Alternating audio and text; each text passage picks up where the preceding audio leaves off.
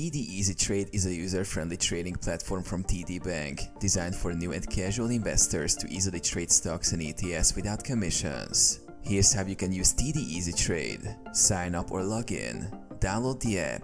Get the TD Easy Trade app from the App Store or Google Play.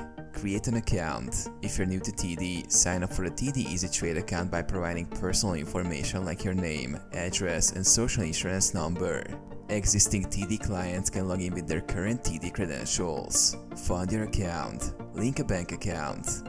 Connect your TD bank account or another financial institution to transfer funds into your TD Easy Trade account. Deposit funds. Transfer money to your Easy Trade account to start trading. Search for stocks or ETFs. Explore the market. Use the app's search function to find stocks or ETFs you want to buy or sell. You can browse by ticker symbols or company names. Place a trade. Buy or sell. Select the stock or ETF you wish to trade. Enter the quantity, review the details, and submit your order. Commission-free trading. Enjoy up to 50 commission-free trades per year on stocks and ETFs. Monitor your portfolio. Track performance. Check the app to review your holdings, performance, and account balance.